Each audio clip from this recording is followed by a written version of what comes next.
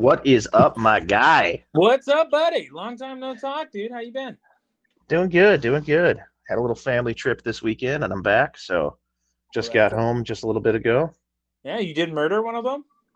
Not yet. It's always a positive. That's a Hey, win in my book. for now. All right, everybody, welcome back to Mid-Tier Thoughts. This is episode 11. Apparently, according to the app we use, 10 episodes is what usually consists of a season. So, I guess we're on season 2, but I'm still calling it season 1. Season 2 dropping strong. Austin's going to use the F word, and we're not talking fuck. No, I'm just Fairy Winkle. Winnebago with a silent F. That's how you get canceled. Season 2. Hell yeah, buddy. Coming in strong. I'm just gonna start dropping words and be like, with a silent F. Maybe interesting. But yeah. So, welcome back, everybody. Thank you for joining us once again. We're here. I'm here with Mike. We're gonna be talking about PDWs, PCCs, EDC. What the hell those acronyms mean if you're completely lost. Yeah, so NOP, I get it. Yeah, ABCD, ATF, whatever. I don't believe in one of those, all right? Yeah, one of those should be a dude, okay, I gotta say, you know who Matt Gaetz is, right? The congressman? Yeah. Okay. He said something, I don't want to butcher it, but it was like the best thing ever. He's like, alcohol, tobacco, firearms should be the name of a rest stop chain in southern Florida, not a federal agency. And I was like, I'm all for it, dude. Like, dude, I'm not saying let's start a business, but let's start a business. I'm saying, like, if it was that or Buc-ee's, like, move over, Buc-ee's. So, PDWs, personal defense weapons. For the uninitiated, you're probably thinking, like, isn't that all weapons? No. You're wrong. No. So you're going to see here real quick that the gun community is a lot like the fashion community, and there can never just be like one thing that's cool forever. It's not like blue jeans, like a forever icon. It's more like khakis. Remember when khakis were super popular for a while? That's how guns are, in and out. Yeah, remember like the pants with the zip off legs? Yeah, dude, that should have never been a thing. Oh, dude, I'm the complete opposite. I want to bring those back. What are you talking about, bro?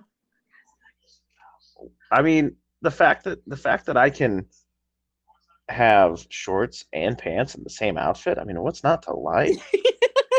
Are your Skechers on tight, dude? Like, this is the dad dude, aura showing, dude. You talking? I get cargo pockets?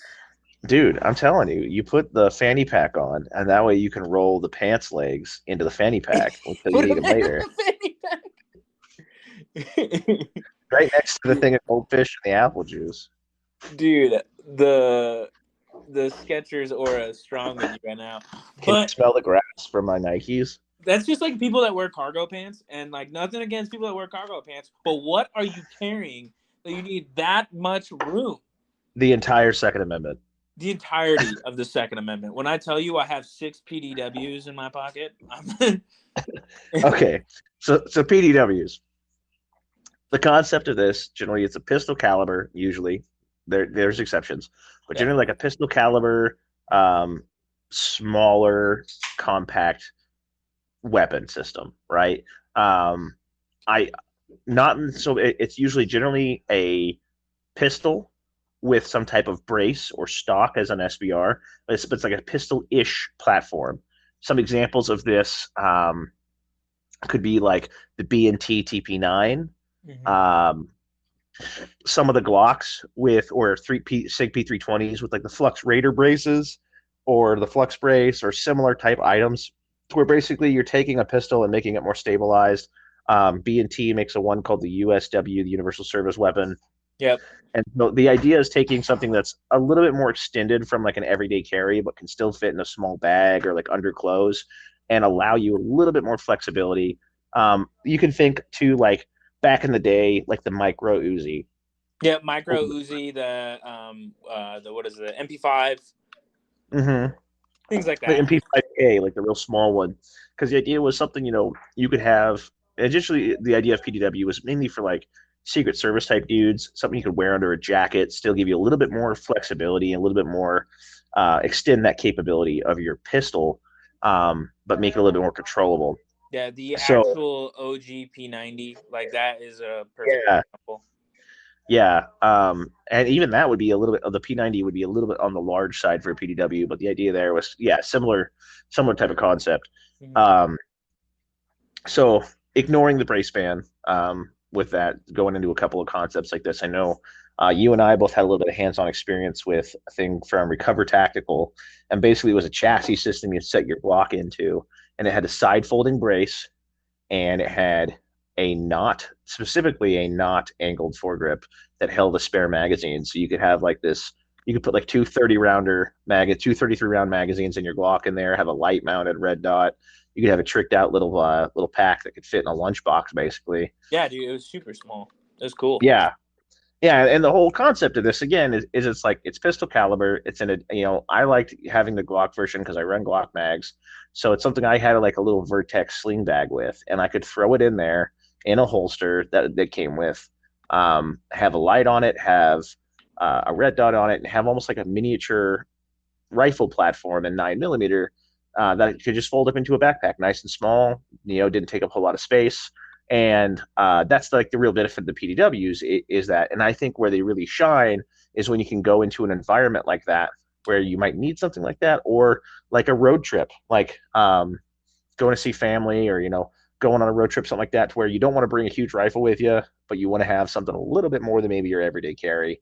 It just kind of extends that to you. Yeah, and if people are wondering why you'd want more than an everyday carry, because people are like, I can hit anything with my pistol. I'm perfect. All right, so a good reason to have a rifle caliber platform like that, or a rifle, not a rifle caliber platform, but a rifle like platform like that, is because it gives you stability, 3 points of contact on the weapon, which is going to be a lot easier to hit your target rather than your 2 points or your 1 point on a pistol. It just gives you a lot of benefits when it comes to more of accuracy, and in that situation, like maybe a little bit more like Stability. yeah, stability. I was trying to think of a good word to describe it. Then depending on the platform that you go with too, and trigger modifications, things like that, I mean, you can increase your level of firepower pretty significantly and pretty quickly, especially the accurate follow-up shots. And anyone who's shot both rifles and pistols knows that teaching someone to shoot a rifle is generally a lot easier to teach them to shoot to be more accurate than it is with a pistol, because there's just, like you said, there's more contact points, you're more stable. You've got more to it with the pistol. Basically, being out there with, in your hands, you move to make the slightest wrist movement, and now you're making corrections. For the most part, more ammunition as well. Yeah, something like that, to where you can have a small package. For example, if you take a small package like that can go in one of those Vertex mini sling bags, the bag's only. I mean, the bag's not very big. I couldn't even fit a laptop in there unless it was like a real small, like micro notebook type thing. And you figure I had four 33 round mags in that I could fit in one slot on the bag, and then I could fit two 17 round mags in the gun to make it fit. And so it was like, okay, I'm packing, what's that? Quick math. I Like don't quick over math. yeah, 90 rounds. I don't know. I don't know, friggin' pretty close to 150 rounds, in a small little packet like that. Where if I was going to do that with a 5.56 or 300 blackout, significantly more space and a lot heavier. So it's a lightweight option. I've got a lot of ammo on tap. You could run it suppressed. You could get a lot of package out of something like that, and it still stays relatively small. It's inexpensive to shoot because it's a pistol caliber. I think the P320 Flux Raider. Yeah, that thing is so sick, dude. I want one so bad. I remember when the Flux thing first came out, and I saw them originally for the Glocks, and I was like, "This is dope," and that's why I got that Recover Tactical thing, because so the Flux Raider has like a spring-loaded brace that basically pops out on a spring. It looks almost like an MP5 style brace. However, it was like $300. Recover Tactical was basically the same thing, but side folding, and was $100. And I was like, And well, there was a quality control thing too. yeah, it was a little less quality than the Flux for sure, but it did a pretty good job for $100. Yeah, I'll And admit that. seeing the Flux Raider come out, for those who aren't familiar with it, I highly recommend you go check this thing out. So basically, you can take a SIG P320 trigger pack, drop it into this chassis, and then drop on your full size upper, and it's got a riser for your red dot, so it's not awkward. You're not beating your face up against the brace. It's got controls that are very easy to use. You hold, you can have a angled foregrip that is also holds a magazine, and then you have your actual magazine in there. And it was So I thought it originally. was a really cool thing is that they linked together the magazine drop for the foregrip and Mm-hmm. the magazine drop for the actual like firearm at the same one. So when you push the magazine drop on the pistol on the chassis, it drops the other mag automatically. Yeah, I think that is a very good feature, and it takes a little bit of practice to get used to. But it makes those reloads a lot faster. I've seen Travis Haley run one of those. Especially during like the whole BLM summertime thing. He was running one of those and showing it, like running it all tricked out, suppressed, IR, and everything. It was pretty sick. And it's something like that. Was originally marketed. Yeah. For the brain fart. It was originally marketed for the they were trying to get it to like be like a special forces contract type of thing, as The like, Raider. yeah, as like a hip mounted, PDW you could have in your pocket. It never picked up on that, at least not that I know officially. I saw a few photos. I saw a few photos of DevGru. Okay. And shit like that. I mean, I would imagine that they probably get their hands on it, and I know like Travis Haley had his hand in it a little bit, so I'd imagine. I just don't know anything like official contract wise. No, they never did. So they never got the contract. It was a few test runs, DevGru, stuff like that. But when you got platforms like the Honey Badger and the MP5 that's been around since the beginning of time, Mm-hmm. just, and it's one of those things too that I think that once you get to a certain point, especially in that level, getting an official contract versus like, hey, I bought this, is one of those things where it's like, okay, they get a lot cooler stuff than we do. So, so that's kind of the concept of PDWs. I know Brass Facts did a really cool video a few weeks. Well, at least I saw it a few weeks ago. I'm not sure when he did it. It's kind of like a get home bag that included the PDW. Yeah. And so it's basically the concept is a pistol caliber weapon that you can put in there. So now that we've covered PDWs, PCCs are pistol caliber carbine. Yeah. Right. So same thing but bigger. So we're talking here like CZ Scorpions, an AR and 9mm, an AK and 9mm. The BNT, Strybog, your standard MP5. Yeah, MP5. What is the CMMG? The Banshee. Everyone's favorite. I say that jokingly. It used to be like the tits whenever it was the survival thing was real big. All the peppers, the Kel-Tec Sub 2000. Sub 2000. That takes me back. The Foldy Boy. That was like the pistol caliber carbine. When I tell you I have never fucked my hands up more on a gun than the Sub 2000, dude. To anyone that runs a Sub 2000, I applaud your bravery. I wish I could live my life that loosely, because that was the most worrying firearm I've ever shot in my life. Why? The first time my buddy had one, I racked the charging handle, and I guess it's not a castle nut, but it's similar to a castle nut. Popped off. Just popped right off. And when you hold it, it's just super plastic. It feels like you're not like Legos feel more dense. And I'm sitting there and I'm like, I'm holding a 9mm Super Soaker that I just had to put like 30 pounds in to rack the bolt. This is ridiculous. But that was the cool backpack gun before it was cool, because no one else was really doing anything like that. I will give Kel-Tec that they do weird stuff, and it usually turns out pretty good. Kel-Tec always does the craziest shit, though, dude. Yeah, and I think when it comes to pistol caliber carbines, so I think if you're gonna get like a pistol version, like a CZ Scorpion or something like that, something smaller, that makes more sense in like a submachine gun size, like a sub gun. Yeah. Unless you're doing like 3-gun or like competition stuff like that, which if you are, like nothing against that. But for me, it's like if I'm gonna get a rifle sized platform, like I don't like the Ruger PC9. Yeah. It's like a 1022 that's 9mm, right? Um, takes Glock mags. Those are super cool, I think, in their own way. But it's like Mhm. if I had to pick between that and my 5.56, like I'm grabbing my 5.56, you know? Yeah, Um, yeah. If it's a bigger platform like that, I mean, I do like the smaller platforms. I have my own GHM9, you know that, super small, mhm. compact. But when you throw a suppressor on there and shit like that, I mean, you're reaching that 5.56 like Mark 18 size. Right, but you are also running it suppressed at that point, though. Yeah, very true, very true. Yeah, so I 100% agree with you, dude. When you run that CMMG longer, so I've seen them up to like 16 inches long, dude. Yeah, Um, yeah, I've I don't seen get some it. full length.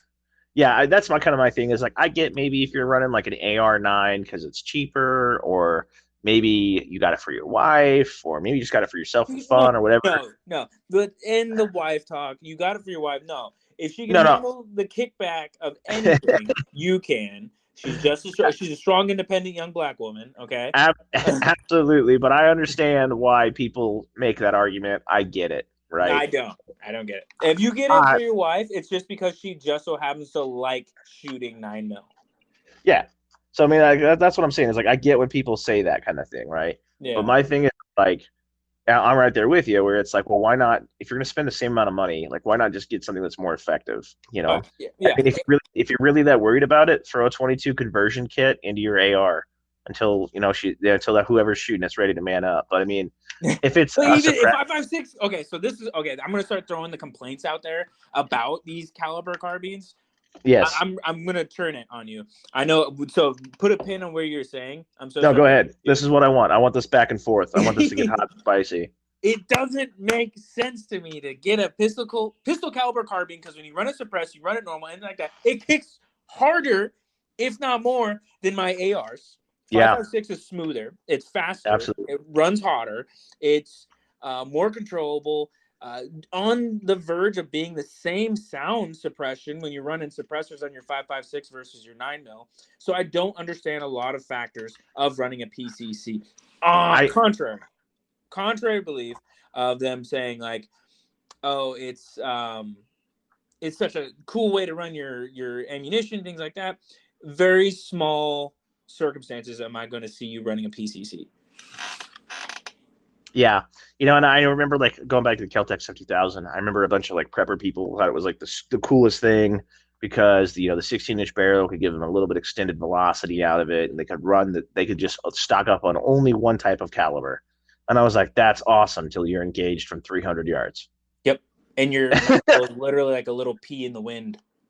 Now that being said, like I said, so I mean, like my thing is like if you're running like an MP5, right? Or like a CZ Scorpion. Like I'm a big fan of the Scorpion. I've got a Scorpion. Running that thing suppressed. It's the pistol length Scorpion. You slap a suppressor on it. It's still pretty short. It's compact. It's a lot of fun to run, And if you're in a place where you can get like an Echo trigger or the binary triggers, whatever the company is making them now, whatever one's not in trouble, doing one of those, like, you can basically simulate a sub gun. That's kind of where I really see those shine. Running suppressed, really cool. Like maybe like a home defense type of setup or whatever, right?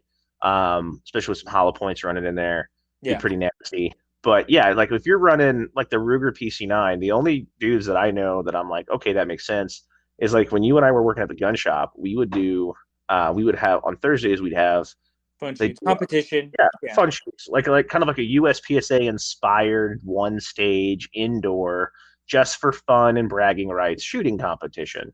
And you'd have some dudes come in there because it was a pistol caliber only range, and so that made sense, right? Or like if you only have access to that and you're gonna go train at an indoor range like that, like I get that, right? Yeah. But to sit there and be like, no, this is my go to war rifle, like how many countries do you see running pistol calibers as their main combat rifle, dog? Not anymore, but Israel. Yeah, I mean that was the Uzi though, and that was just because they were like, quick, we need gun. The Like, Uzi, the Scorpion. well, that's the funny thing though, is like when they were running the Uzis, they were running those side by sides with FALs and M16s. It's You the know? only gun we could afford. Yeah, I mean, it was basically like, we have nothing, make gun. Yeah. And you can make an Uzi out of like literally sheet metal. Yeah. So I think like when it comes to PCCs, when it comes to things like that, to me, I have a hard time justifying them, right? Now, if someone out there has like a good explanation as to like, no, this is why, blah blah blah. I know. Okay, no. I'll throw my good ones out there. Home defense. Okay. It's amazing if you're in an apartment complex, things like that. PCC. I'm Sure. getting up in the middle of the night. I'm getting up with my GHM9 with a suppressor, fully locked down with some 9mm hollow points, and a mod light on it rather than like a turbo 300 because you're getting more throw, you're getting better light, you're getting basically, and you get the stability of the stock and everything. You get the suppression because like in the middle of the night, I'm not grabbing ear pro. I'm butt naked, GHM9, and running. You know. Yeah. Now, I will say, outside of the suppression point, I know if you ever watched Iraq Veteran 8888 on YouTube, at one point he did a series of videos dispelling FUD lore. Yeah. And one of the ones he did was he reconstructed a set that was basically a wall, right? Yeah. Yeah, like what your standard home wall built to code is. And he had ballistics gel on one side of the wall and on the other side of the wall. One side of the wall representing the bad guy, then the wall, and then potentially a loved one, right? Shoots the double-aught 12 gauge, double-aught buck, 12 gauge, goes through the first set of ballistic gel, goes through the wall, and rips right through the second ballistic gel. And you're like, well, you killed Timmy, right? Timmy's gone. The 9mm went through the wall.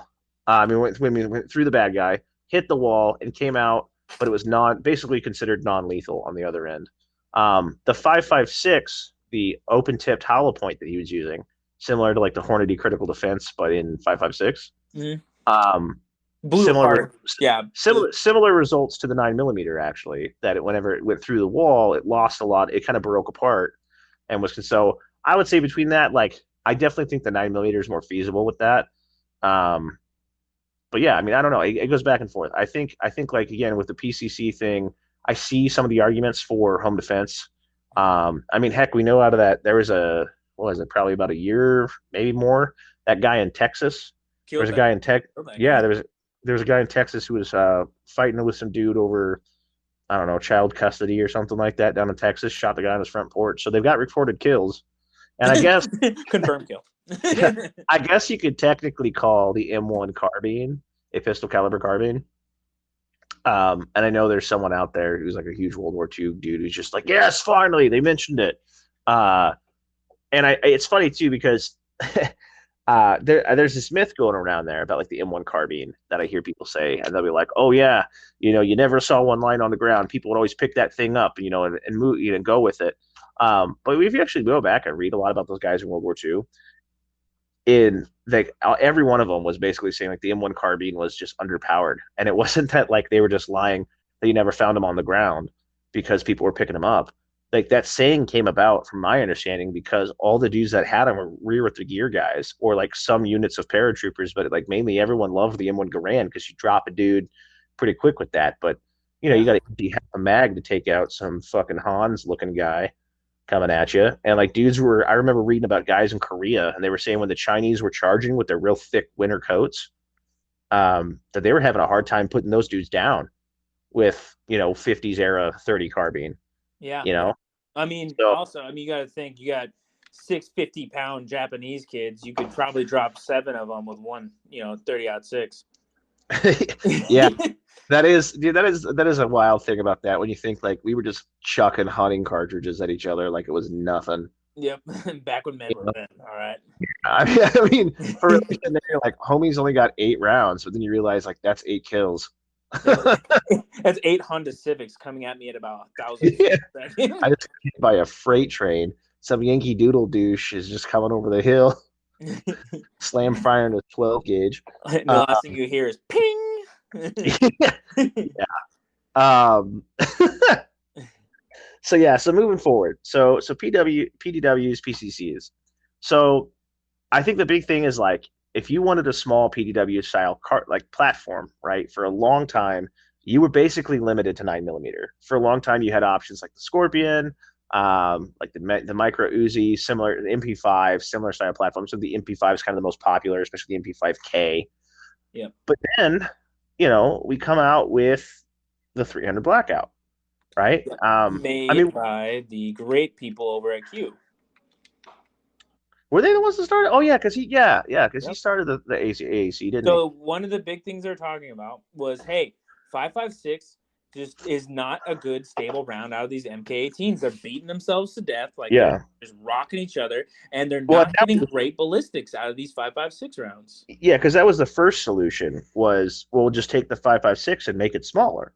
Yeah. Right. Because they were like, well, 9mm ain't doing it enough for us. We want something with a little more oomph. So take a 5.56. You want to know another reason for it is because our enemies started wearing what? Body armor. Weird. Yeah. Weird thing. People evolve and people will get products. But yes, the people over at Q, he was working under SIG at that time, I believe. Oh no, he was not. No, not I think it was AAC because he was working at AAC, and then he went to SIG, and then he started Q. Yeah, so he actually created the 300 Blackout round because he was looking at the ballistics out of an AK, and out of an AK 7.62 by 39 was phenomenal. Like you could shoot it out of a tiny little barrel. It did not care. It just flew. It knocked people down. It killed people. And he thought, hey, 7.62 by 39, but sexy. And birth of the 300 Blackout. Well, and that's the thing is like, so for people who don't know, like the whole reason why the Mark 18s are having issues is so when you cut a AR-15 down, really like what I find from my experience, the most reliable length to go no shorter than 10.5, 10.5 inches, right? And the thing is, when you go shorter than that, the way the AR-15 works is it recaptures some of the gas that is expended by the cartridge sitting that bullet downrange and some of that pressure. It recaptures it, send it down the gas tube, cycles your bolt. Yep. Well, when you get super short, you're not having that time to capture all of that extra gas. So you're unreliably cycling. And so that was the issue originally with cutting it real short. So then certain companies found ways to over gas or to recapture more of that gas. Well, then the thing was they were just operating so violently to ensure that they operated that your longevity was worn down because everything was just slamming into each other instead of being smooth. So that's the Mark 18's big fault is it blows its bolt apart. Yeah. And so that, and so you would wear the life of the gun down from, I'm just throwing numbers out, but, some from like 30,000 to like 10,000. You cut a third of the life off, 2/3 of the life off because you just beat the crap out of it. It could be even more than that. But I know when it came to 300 Blackout, the idea was it because you had more pressure that you could get shorter. Yeah. Yep. You could get shorter and more reliable, better ballistics out of it. And so 300 Blackout comes along, and it's kind of like 5.56's hot sister. So I'd say it's more of like Svetlana's legal cousin. Okay. Because it was modeled after the 7.62 by 39. The Russians had it right when it came to that round. And I know, so I think like the dimensions on it are 7.62 by 3.5 for 300 Blackout. But the nice thing about the 300 Blackout and 5.56 is that the only thing you need to change on your AR-15 to make it from 5.56 to 300 Blackout is the barrel. That's it. The barrel diameter is now a 30 caliber barrel, and that's all the only difference. And that's really why it came about was basically you could take the same platform that these operators and guys overseas are using with the 5.56 cartridge, and you can turn right around, swap out an upper, and run everything the same. And now you can run a super short 300 Blackout. You can get down to 4.5 inches, something like that. I think the SIG MCX is like what, 4.5, 5 inches. 5 inches. So you might be thinking, so how come guys at mid-tier, why don't you run it in a 3-inch barrel and make it super tiny, itty-bitty? So ballistically, yes, it is not a miracle round. It still needs good amount of powder burn and everything else to it. So you can run it down to 5 inches. You're actually losing a ton of ballistics out of it that way. The optimal length to run the 300 blackout is about 7 inches, which the creator of the round knew this, and that's why the Honey Badger has a 7-inch barrel. Yeah. And that was the cool thing was, I think for me, kind of just a cool little thing about the Honey Badger is I remember, being younger playing Call of Duty Ghosts where the Honey Badger was in the game. Yeah. And then finding out about the Honey Badger in real life. And I was like, oh, it's not just a made up gimmick name. It's a real thing. This is so cool. Oh, dude, he's so I obviously don't know this guy personally or anything like that, but apparently he's a huge douche in real life. I don't know that. And we just lost another sponsor. I don't know. Maybe I meet him and he's a great guy, but I've heard rumors that he's a huge douche. I've heard stuff like I've heard that they're from other people in the industry that their social media is real quick to block people that are naysayers. Yeah. So I haven't experienced anything negative myself, but yeah, no, I've heard similar stories. Yeah, I've heard stories of him being like, I don't know. I don't want to get into it just in case he like hears this one day when we're like somewhat like fingers crossed popular one day. But he's like, those sons of bitches. I just sent them a Honey Badger for free. I would take a t-shirt at this point. But I hope it's false though, because they are so funny. The gun industries do not have enough funny people in it. It's always these fuds that are so serious all the time. I mean, their cans are so hilarious. Like the Thunder Chicken, the Trash Panda, what is it? The El Camino, I think is the other one. I forgot. Yeah, I like them and I like Noveski for that. Like both are well out of my mid-tier price range. But the thing I like about both of them is like they don't take themselves seriously. Like Noveski literally came out with a 9mm AR PDW one point, and they called it the Ghetto Blaster. Yeah, or even High Point. I'll never own them, but the Yeet Cannon. Yeah, Yeet Cannon. I mean, like I love that, And it's like you said, all these gun companies are either FUDs trying to market to other FUDs, or they're people that are like, I'm an ex-Navy SEAL super operator, and this is the one gun I trust in combat. And it's like he pulls out a Springfield XD, and it's like, dude, I know you're full of shit. It's like I wouldn't trust that gun on my firing range, let alone in combat. When running a Springfield XD out there, you're wrong, and you know it. The people that run XDs are the ones that shoot the range table. Fight me.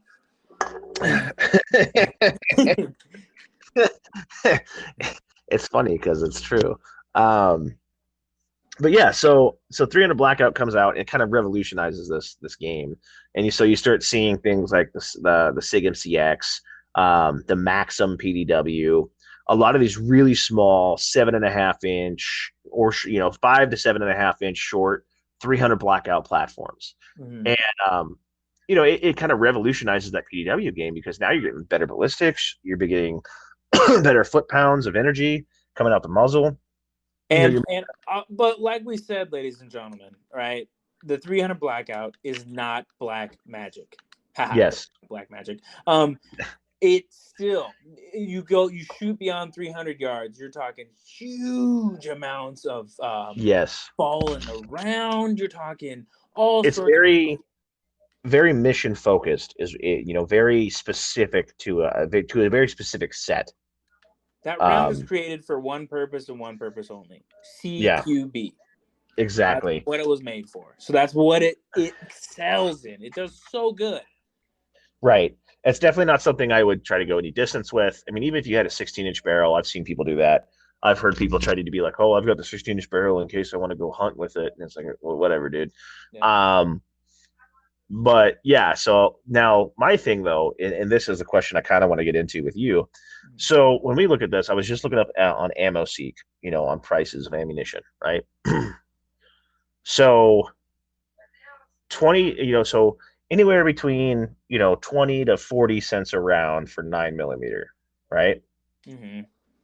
And then when we go to 300 Blackout, we're talking $1.50 for subs. Yeah, for subs like $1.50. I did see some sub $1 supers, but you're talking $1.50 plus for subsonic ammunition, right? Now, if you go to subsonic 9mm, it's more expensive too, but we're talking like 60-ish cents a round. Yeah. So there's a huge price difference, right? And I think of it like this: like if you're gonna go, if you have a 300 blackout and you go to like a 2 day rifle course, your ammo is more expensive than the rest of what it took you to get there. It's more expensive than your plane ticket, than your hotel bill, your food. Like that ammo costs more than the class and all your expenses. Like some of these 1,000 round drills and classes that you go to. So for me, it comes down to one of those things where it's like, and I have both 300 blackout and 9 millimeter. Yeah. But I'll freely admit I have way less 300 blackout ammunition than I have 9 millimeter. And so for me, it comes down to, do you think that between either a shortened 5.56, a 9 millimeter PDW, and a 300 blackout, do you think that 300 blackout is worth the money? So let me. I also forgot to throw this out here. By the way, the 300 blackout was originally made to be suppressed because the Honey Badger only came suppressed because it is a CQB Navy SEAL firearm. Like they're operators, dude. That's what they do. So if you buy supers and 300 blackout, kind of defeats the purpose of the round in my opinion personally, because it was a gun designed to run subsonic rounds. Right. The only reason I think people buy supers is because they don't own a can yet. They don't own a suppressor yet, and they still want to have a short gun. Yeah. So with that in mind, the 300 blackout, let's be honest here, guys. If you're actually doing things, you're actually operating, you're actually planning it out, how you're going to clear your neighborhood in the zombie apocalypse, get your food and stuff, and you want to be able to take down enemies without being heard or without being being the most ideal maximum effort cool guy gun, it is totally worth it. I have a 300 blackout. I absolutely love it. I wouldn't trade it for the world. With that mind, I never shoot it. It's what it boils down to. The 5.56 and a shortened length is realistically all your modern day Minutemen really need, because MK18 style firearms or anything like that, you can still do everything a 300 blackout can with cheap rounds, and you can carry a lot more of it. And now you're talking about compatibility between your partners. 9mm with the same, as long as everyone's running Glocks or something like that. Running a GHM9 with the Pro receiver where you can load Glock mags totally makes sense to me. The 5.56 short is really what you need. It gets great ballistics. You're dropping bodies. The MK18 was killing people before I was born. That's a lie, but I would just recommend, if you are going to run a Mark 18 style platform like that, you got to run a suppressed, things like that. Carry a ton of bolts with you.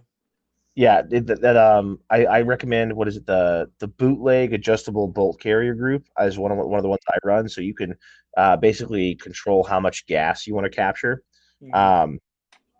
That I find mitigates a lot of it. It doesn't run as rough, and there's not as much back spray from the extra gases. I forgot to bring up that. Yeah, 9mm and 5.56. Oh, stupid gassy. You will get spicy eye. Yeah, the old legend spicy. That's how you get the good pink eye. But yeah, so I would say that there are ways to mitigate some of that roughness on your rifle, and I would just recommend getting better springs in your buffer tube, maybe swapping out a buffer potentially.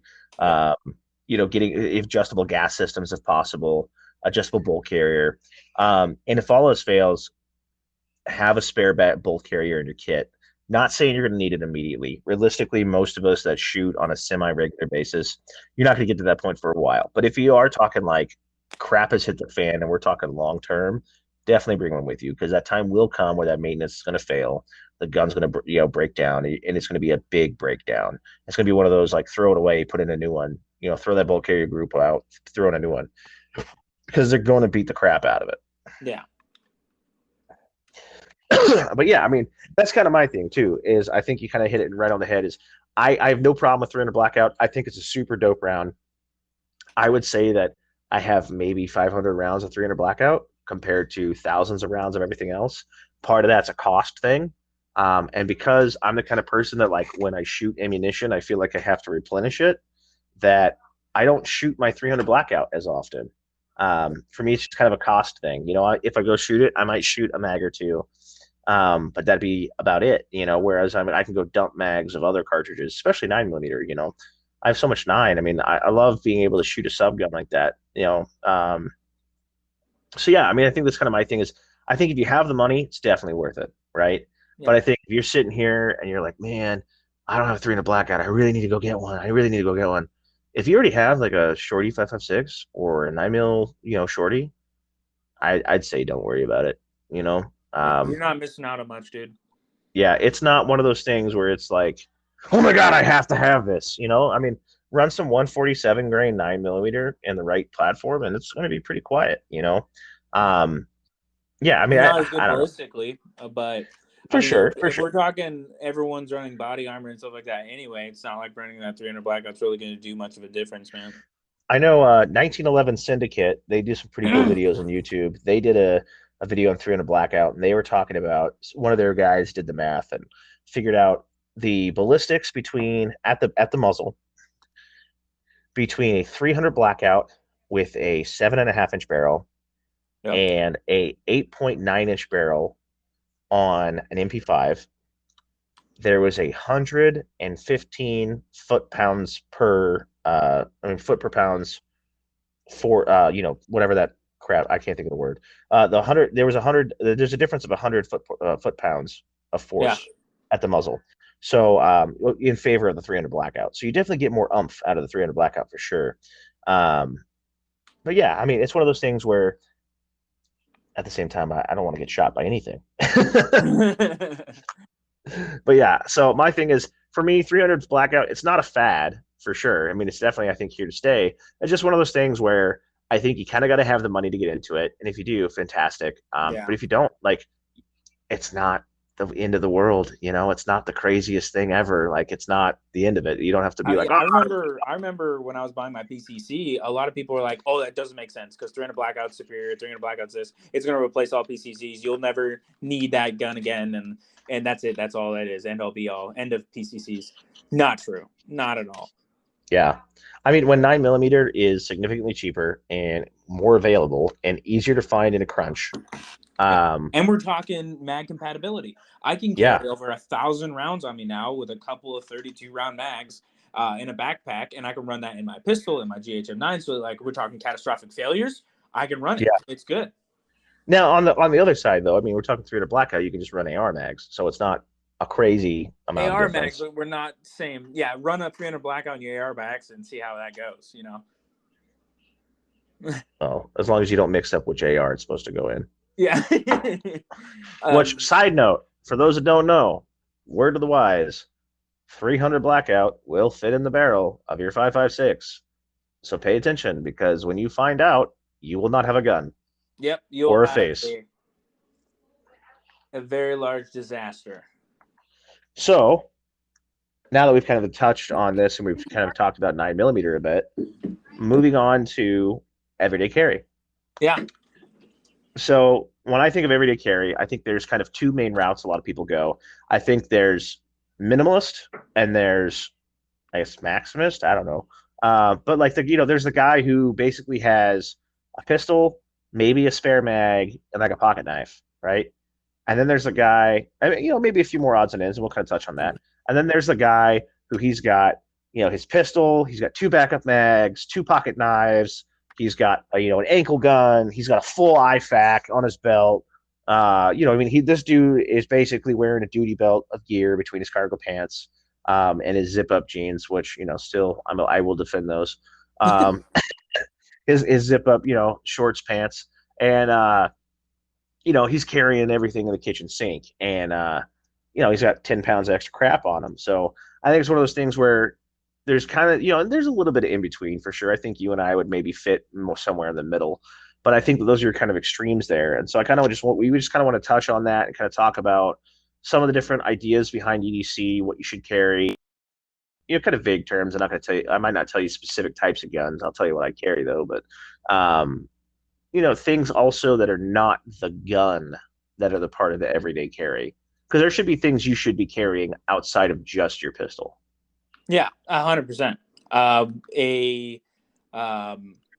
IFAK is actually a really good thing to carry if you can. Like a minimalist IFAK of some sort, that'd be super dope to carry every day.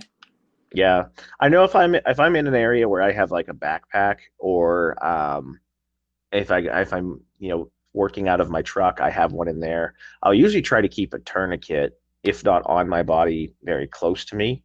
Mm-hmm. At a minimum, at a minimum, a tourniquet. I think you're more likely to use that than you are your gun. Yeah. But yeah, I think IFAC would be huge. Tourniquet. If you don't have, and even if you do, depending on where you live, if you don't have a light mounted on your gun, I recommend having a flashlight. But Yeah. even then, I also still recommend a handheld flashlight because every time you want to use a flashlight, you might not want to be pointing your gun with the attached flashlight You at saw whatever those cops that got in trouble at that one police department? Or was it, for no, it was FBI. using their guns as lights. Yeah, because their power went out and they were walking around with just their guns in their hands. It's like pointing their guns at each other and stuff. Like, Hey, Bob. And they got in so much trouble. Points it under his mouth. It was a dark and stormy night. Yeah, no, I mean I remember I worked private security for a short time, and that was one of the things was you could have a red dot, you could have all kind of Gucci stuff out on your gun, but they would not let you have a light attached to your pistol. And part of it was because of the liability, because stupid people would pull their weapon out instead of pulling out a handheld flashlight, and they would point their light at it in a non-threatening situation. And next thing you know, you're lighting up some dude taking a pee in a back alley, and now you've just pointed your weapon at somebody.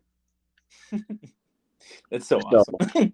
Yeah. So yeah, that was definitely the reason why they were like, yeah, so we don't do that. So yeah, I think even if you do have a light mounted on your gun, having like a small pocket flashlight somewhere on your body, good idea. I think a pocket knives, and be one that you're not afraid to beat up. Don't be if you're one of these dudes that's got like, I've got this $600 super dope, Japanese blah blah blah, but you're not, it's so cool to you that you don't want to do anything with it, then why do you carry it? Oh, you're talking about pocket knife? Yeah.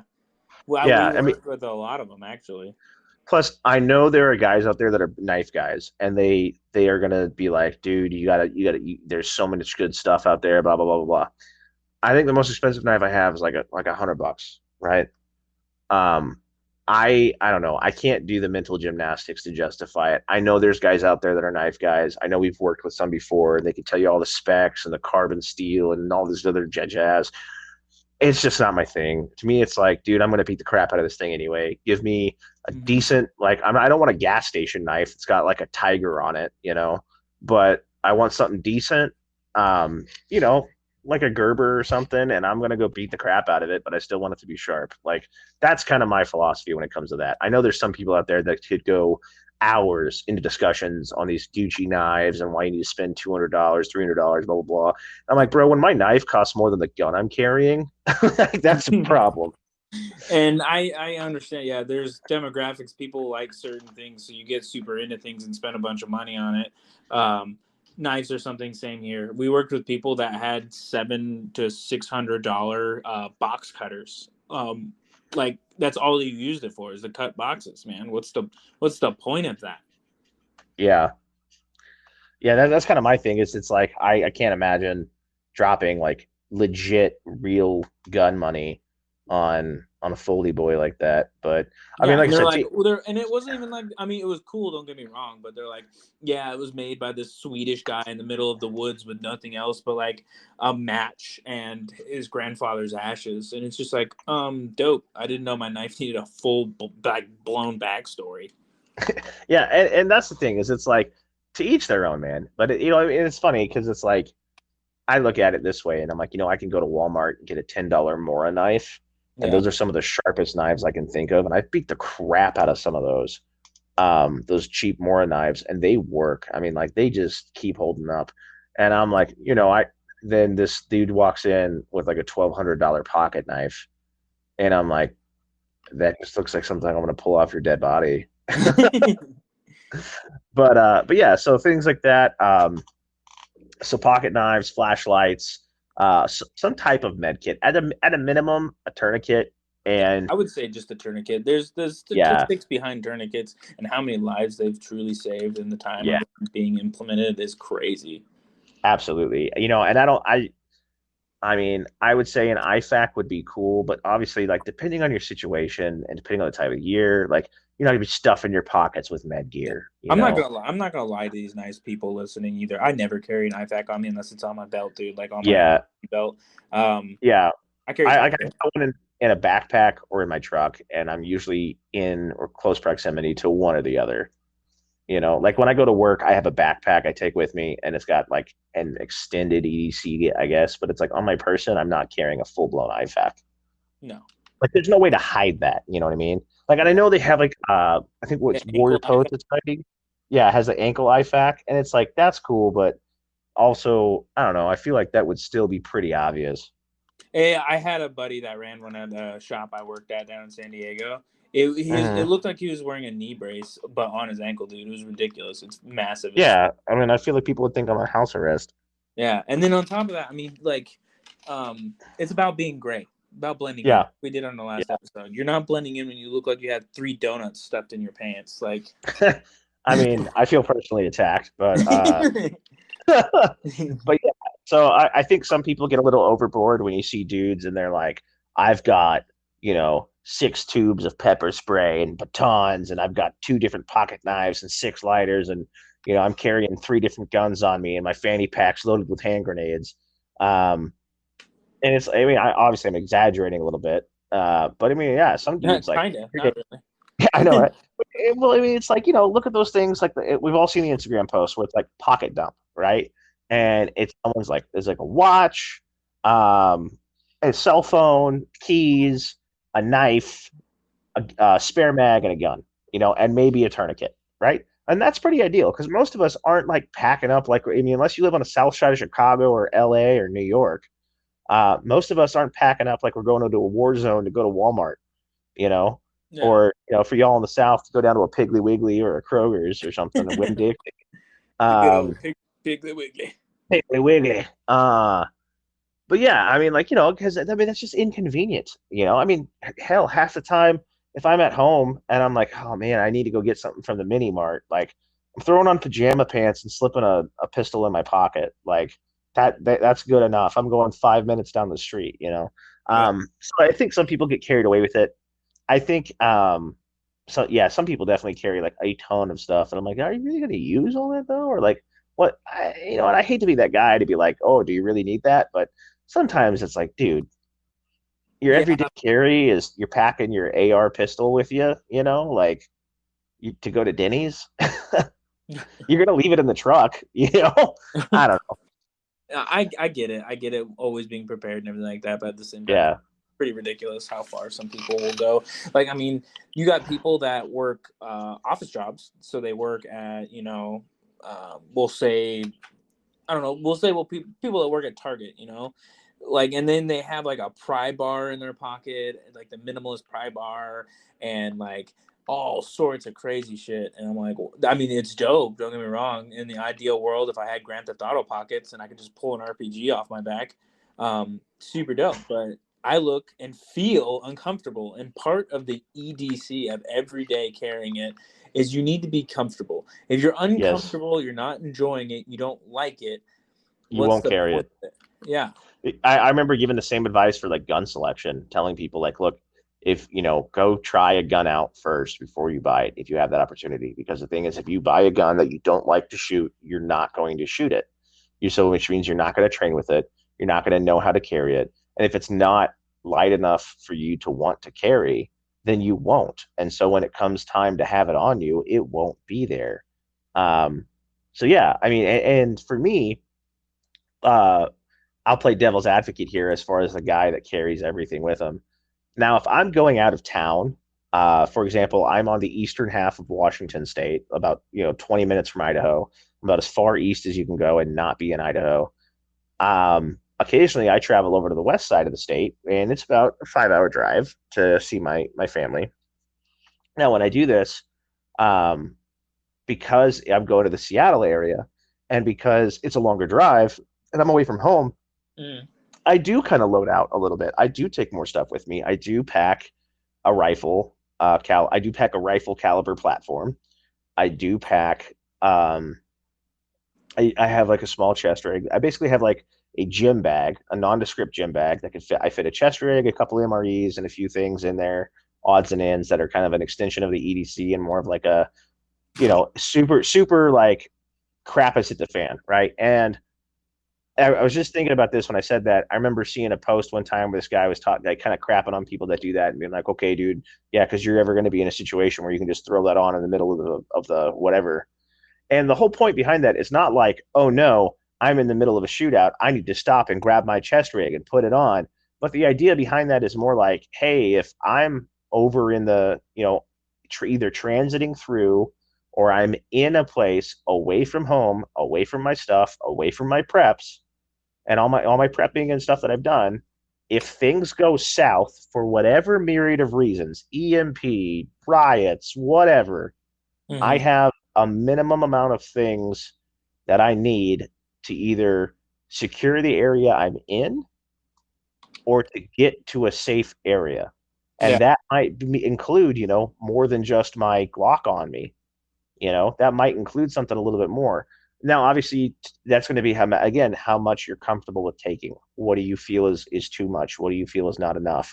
That kind of thing. I don't load up every piece of gear I have. That's unreasonable, but I take enough to be, a little bit better than just having a pistol on me.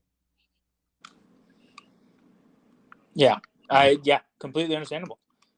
Yeah, so that's kind of my thing. I think that when you start having excessive amounts of EDC stuff, it's like I know Black Rifle Coffee Company. They put out a video at one point about this where it was like, oh yeah, just my EDC, and he's like, I've got my pocket Glocks, and he pulls two tricked out Glock 34s with drum mags. He's like, my sandal AR-15s, my shorts AK-47. By the time he's done, he's got like 30 rifles on the table. And it's like those scenes in the movies where like a guy's like getting checked by security and they just keep pulling guns out of places. Yeah. And it's like, 10, 15 guns, 40 pocket knives, a hand grenade. And it's like, okay, dude, that's a little excessive. Like, I know you're not comfortable, and yeah, it's the thing is like the stuff you would take with you every day. So yeah, think about that. I think as far as like gun choice, I know that there's too many guns on the market that are micro carries that have 10 plus rounds for you to be carrying anything less than 10 rounds, in my opinion. Yeah. If you have a gun that has less than 10 rounds, I highly recommend going out and getting something else. I understand the Glock 43 and the Glock 42, Smith & Wesson Shield, super small, compact, slim, whatever. But there are so many guns out on the market that are the similar size, P365, Springfield Hellcat, Glock 43, X, the new Shield Plus. There's so many guns there that are the same size that have 15 to 12 rounds. Yeah, 10, 12, 15 or more. And it's like, why carry less? It's like for me, so I'm kind of old school with this. So I have a Glock 26. I got a Gen 4. And so I carry that with a 12 round mag in it and a spare 15 as backup. Depending on where I'm going, what I'm doing, I might have more ammo on or near me. But that's generally my loadout with that. My wife's got a SIG P365X with a red dot, with a 12 and a 15. Small, relatively decent packages that, are tricked out, good to go, and ready to roll, Yeah, it's super comfortable. I have the 365. Like, I love it. Yeah. And that's the thing is, I think I've had my Glock 26 for a long time, and so I just haven't had, cost benefit thing to go out and get something else to replace it. But like, I love my wife's P365, and I would 100% trade my 26 in for one, just because of the size alone is so much more comfortable to carry. But yeah, so that, some guys will carry a Glock 19 and go bigger, or Glock 17. Some people can carry a larger gun on them. Totally fine. I think it's more comfortable to carry a smaller gun. If you absolutely, if you can get away and your body style allows you to carry a 19 or 17, dope. I know up here in the Pacific Northwest, it gets really freaking cold and you can put some layers on. And kind of the running joke, is like that meme where the guy's like, I carry my Draco. Yeah, it's wintertime. I can carry my Draco under here. And the other guy's like, I'm carrying a full Barrett 50 cal under this jacket. But yeah, I think as far as that goes, I think that pretty much wraps up our little discussion here. I can go on and on about EDC. If you guys want to hear more about it, let us know. Of course, if you guys have topics that you truly like hearing about, just let us know. We can talk more about it. Yeah, hit us up on the Instagram. Hit us up on here. I believe there's a spot on Spotify where you can reach out and ask us questions. I try to check that frequently and see if there's any in there. Respond to those. Your engagement helps us put out better content. Again, we want to do the best we can for you guys. You guys do the best for us. You've really helped us grow, which is awesome. Again, I'm constantly amazed at how well we're doing. Brings me back to this again. The mid-tier 10, MIDTIER 10 at themenwithgreeneyes.com or menwithgreeneyes.com, the Men with Green Eyes on Instagram. I will include links in the description of this. I heard they have perfect EDC shirts and whatever have you on. They do have some pretty dope stuff. I recently ordered one of their patches. It's an OD green patch with basically it's Perseus. I'm going to post a picture of this on my Instagram here soon. I just got it today in the mail. Haven't had a chance to do that. But it's basically Perseus in a tricked out like Team Windy helmet with nods, holding up the severed head of Medusa. Pretty cool. If you like Greek mythology stuff, I kind of do kind of vibes with that. But yeah, he's always putting out good stuff. Cool dude over there. Go support him. He supports us. He's an awesome guy. Other than that, if anyone else is interested in supporting us in any way, whether that be sponsorships, reaching out, and again, it doesn't have to be a money thing. Like if you just want to have some cross back and forth with us, or if you want to come on the show, we'd love to have you reach out. We're always looking for new content and ways to engage with people. I think we kind of want to start branching out a little bit, including maybe some other Instagram people that are kind of in the similar ballpark, kind of branch out smaller voices and really elevate everybody else and kind of make those lesser knowns become more known. There's some really cool people out there that I think the world really needs to hear their voices. Speaking of which, real quick, I know we said we were done, but I just thought about this. I want to run this by you live. Are you familiar? You're familiar with Barrel and Hatchet, right? Yeah. Okay. Are you familiar with their 2048 concept? No. Okay. So they have themed photo shoots that were eventually kind of led them to, well, actually back the other way around. They had a short film idea. Yeah. That led to themed photo shoots. And if you go on their Instagram page, you'll see these. Basically, the concept is it's 2048, the year 2048. It's post World War III, post collapse of the United States. America's kind of split into multiple different countries, right? Yeah. They're down in Florida in real life, so of course their story takes place in Florida, or as it's called in this universe, Florentia, right? Yeah. Just listen to their podcast on this. Super awesome. Hey, and anyone listening, check out Barrel and the Hatchet. It's worth your time. Super cool dudes. So the story is basically their special forces team heading inbound to find the missing special forces team. And they have this whole lore built up they've been doing for months that like there's these bad guys out there called the Prophets Battalion that are basically like religious zealots that worship this dude who's all mutated. And, there's these special forces guys that are going out to go save their dudes. And it's a really cool deal, but it all kind of focuses around the Florida area. And basically what they did in their podcast would kind of welcome other content creators to, expand the story, if you will. Oh, right. So I'll send you some stuff on it and see if you like it. But anyway, what I was thinking would be super dope to do and what I would really like to do. And if anyone else has, the time availability or is in the area and wants to partake in this, I would love to kind of maybe get together sometime and do a photo shoot type of thing or do some type of thing like that to kind of do a post with our own little spin of like a Pacific Northwest take of what's going on around that time for us. That would be super dope, dude. I think it'd be awesome. So they're totally open and welcome to it. They welcomed other people to like add to the story. They want people to collaborate. So I reached out to them, was like, hey man, I'm really thinking about this. I'm gonna talk to my buddy. We run a podcast, and they was like, yeah, dude, that'd be super dope. So I think next time we get together or have the opportunity to, something like that would be pretty killer. Dude, let's do it. Absolutely. That's something I have in mind for a future goal. We'll see how the time adds up for that to work out. But yeah, man. Again, everyone listening, thank you for joining us. Michael, final thoughts? No, that's pretty much it, man. I'm ready to all right. Start getting ready for bed. All right. Everyone, have a good time. Thanks for joining us. This was episode 11, Mid-Tier Thoughts. Thanks again, guys.